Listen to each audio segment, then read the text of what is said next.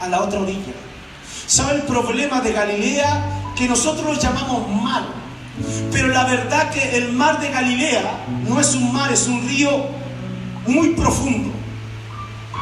Más que un mar, es un río. Entonces de día es muy difícil poder pescar cierto tipo de pescados, de peces, por el sol. O sea, Jesús estaba pasando contra todo pronóstico y le dice a Pedro que tire la red al otro lado. Pedro lo hace y sabe lo primero que ocurre, que usted ya lo sabe, que dice la Biblia que era tanta la cantidad de peces que Pedro tuvo que llamar y tuvieron que llamar a otro barco. ¿Sabe la diferencia entre un mover y un avivamiento? Que un mover lo que tiene que hacer, tiene que ir a otro lugar a sacar gente. Y por muchos años en nuestro país hemos tenido moveres, que hemos tenido que ir a otros lugares, seducir a otra gente para traerla a nuestras congregaciones. Pero un avivamiento, en un avivamiento la pesca es tan grande que no tienes que ir a sacar a otros, sino que eres capaz de compartir con otros. Eso es lo que provoca un avivamiento. El año pasado con mi esposa, ella a Argentina, fuimos a Argentina donde nos presentaron como ministro y tuve la oportunidad de ir a Rosario. Y estuvimos con varios pastores de ellos con iglesias muy grandes y yo les empecé a preguntar acerca del avivamiento. Yo viví 9 años allá y las iglesias crecen de una forma impresionante. En el Chaco, el pastor Ledesma hizo una iglesia de 54,000 personas. Y empecé a hablar con ellos, los más ancianos, acerca del avivamiento. Me explicaron que el primer avivamiento que tuvo Argentina, llegó tanta gente nueva a las iglesias, pero la iglesia no estaba preparada para contener.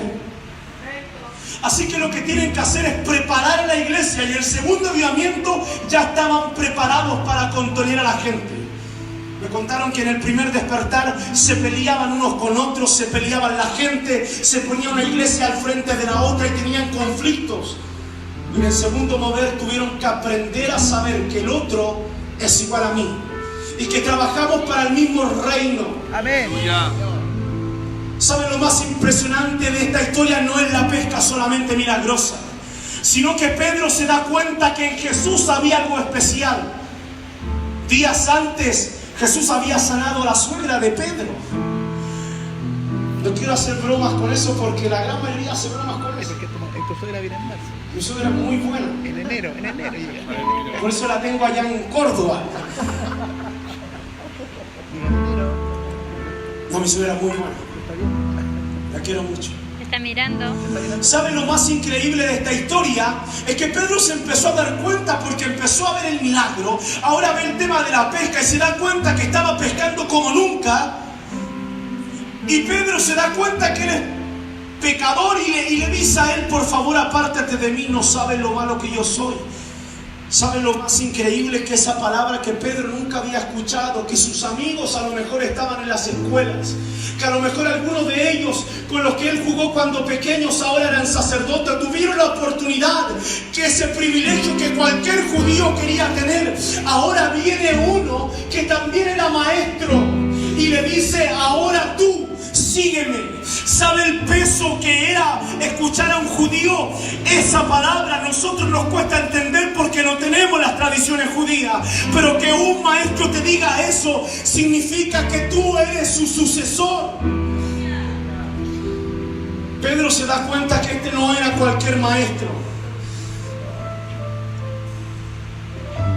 Pedro empieza a temblar, quizás, no lo sé. Pero me imagino la cara de Pedro, a lo mejor empezando a atar clavos y mirándose en su condición, lo que era como cuando Dios te llamó a ti. Cuando Dios te llamó a ti, a lo mejor venía palabra profética a tu vida, venía palabra de ciencia y tú decías: pero usted no sabe lo malo que soy, usted no sabe lo malo que soy yo, que me cuesta incluso caminar en el Evangelio. Es que el que fue capaz de mirar los peces también es capaz de mirar los corazones. Y de ese día el apóstol Pedro empezó a seguir a Jesús. Y yo quiero contarte la siguiente historia, porque ese día Pedro se empezó a enamorar de un Jesús que no era como los fariseos. En esos años Herodes era un hombre que miraba con buenos ojos que venían tantos extranjeros y sabía que los judíos eran celosos y no compartían con nadie más que no fuera judío.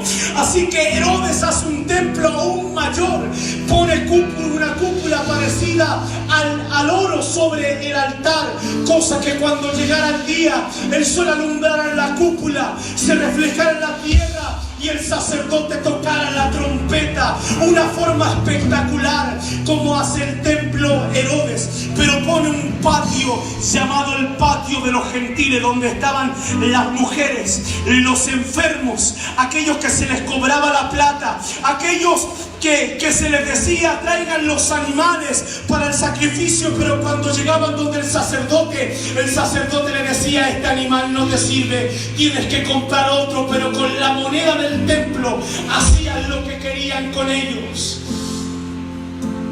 Eso era el político. De repente Pedro empieza a conocer a un Jesús que empieza a compartir con las mujeres. ¿Saben lo que me encanta de Jesús? Que si nosotros predicáramos hoy en día, escúchame, hoy en día Jesús que aparece en la escritura, todas las demandas sociales, te aseguro que la gente diría: wow, esto está en Jesús. ¿Saben lo primero que hace Dios? Dios dignifica al pobre, Dios dignifica al enfermo, Dios dignifica a la mujer. La gran mayoría de las mujeres que usted piensa que la Biblia las trata como prostitutas, yo quiero decirte en esta noche, no lo son. María Magdalena no era una mujer de altura, de economía, no era la mujer que estaba ahí llorando, no era la pecadora. ¿Usted sabe por qué había una mujer que tenía 5 maridos? Porque la ley dice que cuando el hombre moría, la mujer no podía reclamar la herencia a menos que viniera un redentor, un pariente cercano del hombre.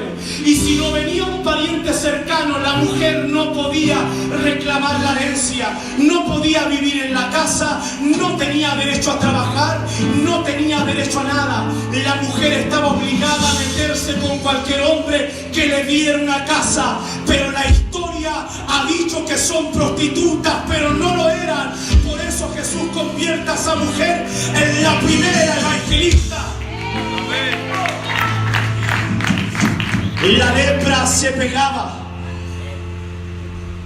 y los leprosos estaban fuera del campamento. El libro de Levítico dice que cuando un leproso entraba al campamento tenía que gritar: inmundo, inmundo, hacer sonar sus campanas. Al que tocaba al leproso se le pegaba la lepra. Y de repente aparece un Jesús que toca al leproso y a Jesús no se le pega la lepra. ¿Sabe por qué? Porque así como el pecado también se contagia y la lepra se contagia, aquel que toca a Cristo también se contagia de él. De repente Pedro empieza a ver a este Jesús que no era como los religiosos, no era como ellos. Empieza a ver a un Jesús que empieza a caminar como todos los hombres. La lógica del judío es todo hacia arriba. La lógica de los griegos de la época era todo hacia arriba. Y vemos a un Jesús que lava los pies de los hombres, que cuenta la historia del buen samaritano. ¿Se ha preguntado usted por qué esa historia? Todos subían, el sacerdote subía el levita y el samaritano bajaba. ¿A quién miró Dios? Al que bajaba, porque Dios no se olvida del hombre. La última vez que vine a este lugar me acuerdo una palabra que me encantó, que hace tiempo no la escuchaba, que decía la profeta Gloria Marín, que las prostitutas y los ladrones serán los primeros que entrarán al reino de los cielos. ¿Sabes por qué digo esto? Porque nos hemos convertido en una iglesia tan clasistas con el tiempo, que parece que predicarle al pobre, que parece que predicarle al drogadicto, que parece que predicarle a esa gente que antes la iglesia le predicaba significa tener gente de menor calidad. Y vemos a un Jesús que era diferente. Tanto así que Jesús, cuando hace la Santa Cena, se junta con sus discípulos. Esto se hacía siempre. Es una comida que era la liberación de Egipto. Se mataba un animal, se comían hierbas, pero había gente que era pobre y solo tenía para vino y pan. Algo tan vulgar como eso. Por eso en el libro de Corinto hay problemas, porque había gente que tenía comilones y los pobres solamente vino y pan. ¿Recuerda usted que los judíos lo que le decían, que ellos decían que todos se contagiaban?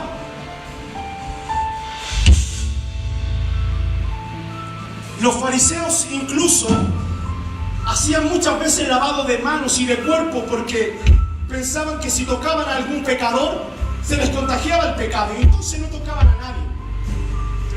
De repente viene un Jesús que no solamente está compartiendo la comida tan vulgar como el pan y el vino, aunque tiene un sentido profético, sino que la Biblia dice que lo partió y lo compartió.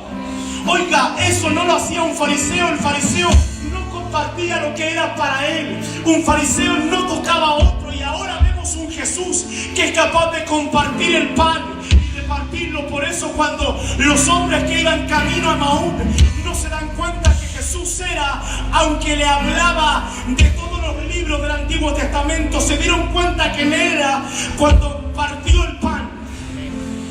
Porque eso no lo hacían cualquiera, más bien no lo hacía nadie. De repente Pedro empieza a ver a un Jesús que es capaz de lavar los pies de los discípulos. ¿Sabe por qué nació de hacer esto? Cuando estuvimos en Rosario, el presidente de la Asamblea de Dios hace un llamado al altar. Strogen hace un llamado al altar para llorar por Argentina. Ya la iglesia crece de una forma impresionante. Si estamos grabando, mi amigo Mac Monge, 24 años, 2 años de ministerio, tiene más de 300 personas en 2 años. Yo veo amigos míos que eran compañeros del Instituto Bíblico en Argentina, levantan iglesia y crecen como nada. Y cuando estamos en Rosario, el pastor hace un llamado al altar para orar por la nación. Y yo paso al altar y pasan todos los pastores, y de repente yo miro a Claudio Freisio, a Walter Serante y a Mario Milán, un pastor amigo que el día domingo hace varios cultos. El último culto termina a las 2, 3 de la mañana. Una iglesia grande y que llega mucha gente, y él tiene que cerrar la puerta porque si no le sigue entrando gente. La gente que llegó tarde tiene que esperar el otro culto. Y yo los veo a ellos. Hay muchos pastores, pero me llamó la atención ellos porque son pastores reconocidos internacionalmente. Walter Serante hace 3 reuniones, en cada una de ellas tiene 6.000 personas en Buenos Aires. Y los veo llorando en el altar, y Mario Milano con lágrimas. Discúlpenme que use esta expresión tan chilena, a moco tendido. Y yo lo veo, lo abrazo y me dice: oye, hay que llorar por las almas. Y cuando lo veo, esto me conmueve. Y yo empiezo a pensar, yo digo, en mi país han venido terremotos, maremotos, han venido grandes cosas. Y la iglesia no se quiere humillar, no quiere buscar el rostro de Dios. Y yo lo veo a ellos llorando en el altar, iglesias que crecen, iglesias que prosperan. Freyson todos los jueves predica en un estadio en Argentina. Todos los jueves. ¿Qué necesidad tiene de pedir porque todo crezca, de que le llegue más gente? ¿Qué necesidad tiene? Y eso me conmovió. Le dije a Cristian, hablé con Daniel y le dije: hagamos algo donde oremos por nuestra nación. El corazón de siervo. Y Pedro empieza a ver esto. Jesús ese día empieza a hablar de su muerte, de su traición. El apóstol Pedro lo mira a Jesús y le dice: mi vida pondré por ti. Jesús lo mira a Pedro y le dice: no, Pedro, antes que cante el gallo hoy día me habrás negado ya 3 veces. toman a Jesús, se lo llevan. Después de esta noche a Jesús se lo llevan. El libro de Lucas dice que Pedro sigue a Jesús secretamente. ¿Y sabe lo peor? Que el mismo libro de Lucas dice que Jesús lo miraba de lejos. Cuando él estaba ahí siendo golpeado, azotado, Pedro lo miraba. Ahí estaba quien era su héroe, como el niño que ama a su padre y quiere ser como él. Ahí estaba Pedro, pero ahora con miedo, y ve como a su maestro lo están golpeando, como lo azotan, como lo maltratan. Pedro empieza a ver esto. Ven a Pedro y le dicen a Pedro que él estaba con Jesús, y Pedro lo negó 3 veces. El libro de Lucas vuelve a mencionar y dice que Pedro esa noche lloró amargamente. ¿Usted sabe lo que tuvo que haber sentido Pedro esa noche? Pedro se tuvo que haber sentido igual que Judas. Se tuvo que haber sentido en la misma condición que Judas, de haberlo denegado, de haberlo traicionado. A lo mejor él pensó, cuando él estuvo ahí en el monte de la transfiguración, a lo mejor él pensó en los milagros que él hizo. Su maestro ya no está, su maestro ya se fue, y Pedro vuelve quizás al mismo lugar donde fue su llamado. Algunos, cuando predican esta historia, dicen que a lo mejor era como descarriarse, pero yo creo que Pedro fue a meditar, a pensar en la locura que había hecho, la vergüenza de la iglesia primitiva. El que decía: mi vida pondré por ti, y ahora estaba en una barca. Como dice el libro de Isaías, todos lo abandonaron, lo dejaron. Hasta cuando esa tercera noche, pescando sobre ese lugar, Pedro escucha esa voz que le vuelve a decir lo mismo, que vuelva a tirar la red al otro lado. Y Pedro lo vuelve a hacer, y Pedro vuelve a ver el mismo milagro. Y Pedro se da cuenta de quién era el que estaba ahí. Pedro vuelve a pensar en las promesas que estaban sobre su vida. Pedro se lanza al mar, va donde Jesús, lo besa, lo abraza, se pone a hablar con él, se intenta reconciliar, y Jesús le habla y le dice: ¿me amas? 3 veces.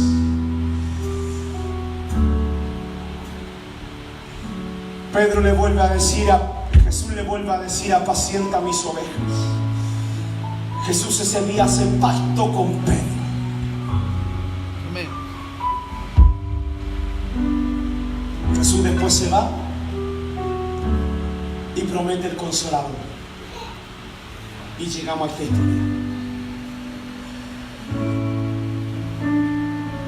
50 días después de la Pascua, los discípulos van al aposento alto, que los teólogos dicen que es el mismo aposento donde se hizo la última cena. En ese lugar estaban todos juntos buscando del Señor, orando. Allí, ¿sabe lo que me impresiona de Jesús? Que Jesús tenía celotes en su grupo. Que Jesús tenía personas que tenían pensamientos diferentes, como Pedro, que después cambian de su pensamiento teológico cuando viene Pablo, después del concilio de Jerusalén. Pero Jesús no los intentó cambiar a ellos. Jesús sabía cómo pensaba el celote, sabía cómo pensaba el saduceo, cómo pensaba el otro. Jesús le entregó principios, pero no quiso cambiar su carácter.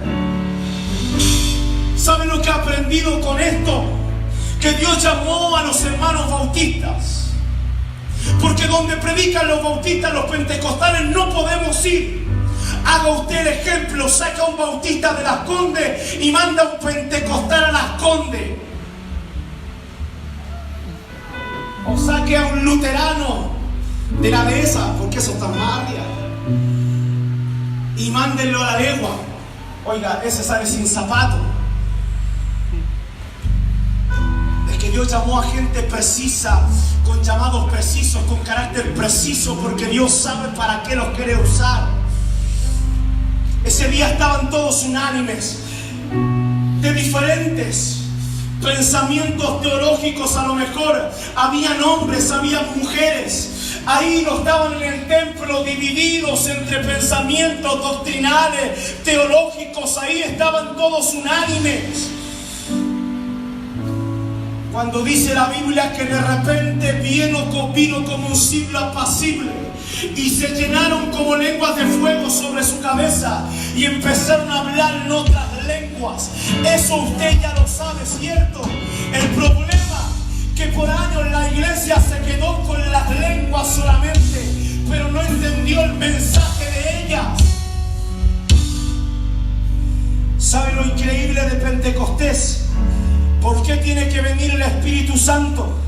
¿Por qué el Espíritu Santo tiene que venir a interrumpir un lugar? Porque cuando el Espíritu Santo viene a interrumpir a un lugar, el Espíritu Santo te guía, te saca tus dogmas, te saca tu forma de pensar, y Él es el que obra. Los judíos pensaban que el mensaje era para ellos. Los judíos pensaban que ellos eran lo único, que no había nadie más que tenía derecho a un llamado. Hasta cuando vino el día de Pentecostés, quiero que usted escuche bien, porque lo hemos leído tantas veces, pero no nos hemos dado cuenta. Hechos 2:4, si fueron todos llenos del Espíritu Santo y comenzaron a hablar en otras lenguas, según el Espíritu les daba. Escuchen. Moraban entonces en Jerusalén judíos, varones piadosos de todas las naciones del cielo. Y hecho este estruendo, se juntaron la multitud. O sea, vino una interrupción tan grande del cielo que la gente se empezó a acercar. Y estaban todos confundidos porque cada uno les oía hablar. ¿Qué es lo que dicen? ¿En qué? Y estaban atónitos, maravillados, diciendo: mirad, ¿no son galileos todos estos que hablan? O sea, diciendo, aquí no hay gente inculta entre medio de ellos. ¿Cómo pues les oímos nosotros hablar cada uno en nuestra lengua en la que hemos nacido? Escuche bien. Partos, medos, alamitas y los habitantes de Mesopotamia, en Judea, Capadocia, en Ponto y en Asia, en Frigia, en Panfilia y en Egipto, y en las regiones de África, y en las regiones de África más allá de Cirene, y romanos aquí residentes. Oiga, ¿sabe lo que hizo el Espíritu Santo? Oiga, vaya usted a decirle a un judío que su liturgia la haga en español. El judío no lo hace. Ese día tuvo que venir el Espíritu Santo, y los que estaban ahí no se estaban dando cuenta que le estaban predicando a ese que ellos pensaban que no tenía derecho a convertirse. Le estaban predicando al que venía de Asia, le estaban predicando al que venía de África, le estaban predicando a aquel que venía de la India.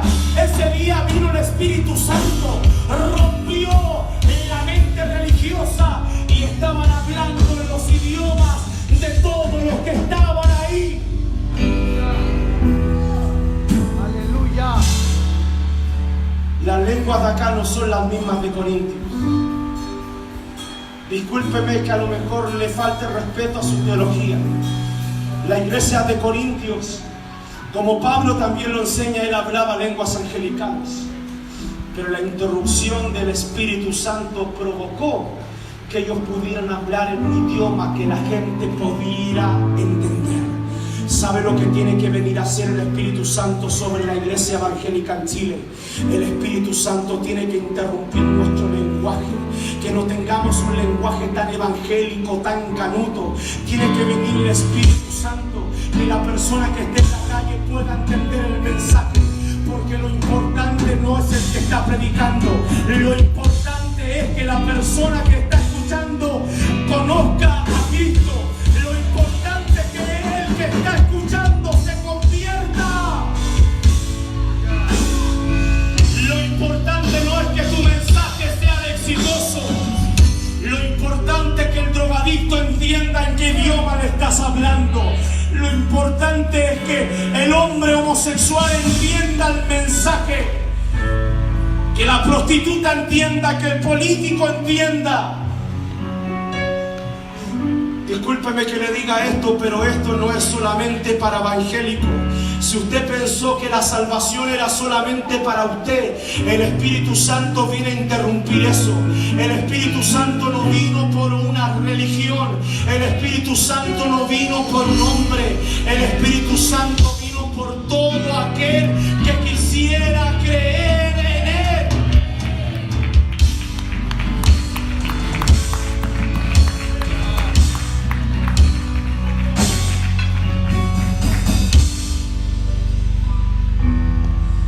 Usted entiende eso, Dios rompe toda estructura que usted pueda tener.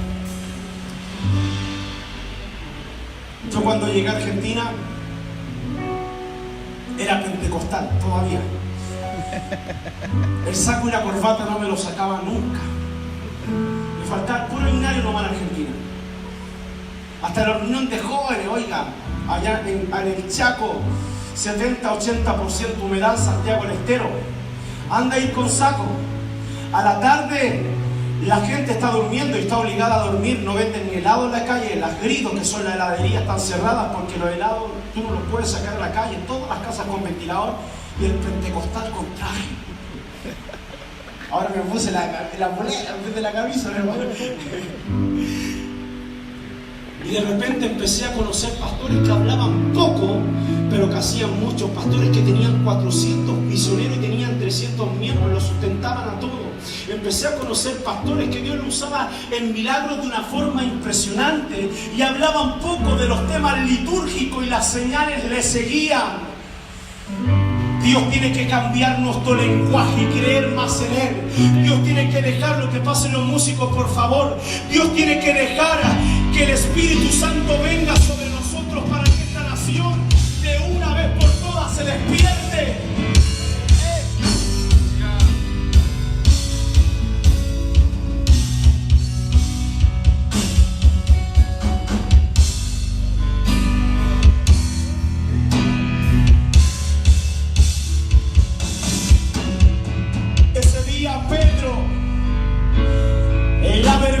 De la iglesia se pone de pie. Ese hombre que le negó, ese hombre que había tenido miedo de los fariseos, en un día de fiesta, en un día donde estaban los sacerdotes, en un día donde no lo confrontaban los hombres, sino que estaban los sacerdotes, en esa fiesta de los tabernáculos, Pedro se levanta en pie y empieza a predicar. Y mira a los sacerdotes. A lo mejor en el pasado se hubiera escondido. Y mira a los sacerdotes y le dicen: ¿saben algo? A ese que mataron, a ese mismo van a tener que clamar algún día, porque él un día volverá de allá de las nubes. Ahora él estaba lleno de power, de poder. Estaba la unción sobre él. La vergüenza de la iglesia se transformó en un puntal de lanza de la iglesia. Yo no sé cuántos fueron tus fracasos o tus negaciones, pero de algo estoy seguro. Esta convocatoria, aparte de orar, la hicimos porque creemos en Dios, que Dios va a traer un despertar sobre nosotros. Amén. Parece que usted no lo está creyendo. Amén. Dios va a traer un despertar sobre esta nación.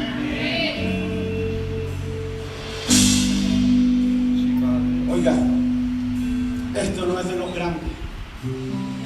Esto no es del que sabe más o el que sabe poco.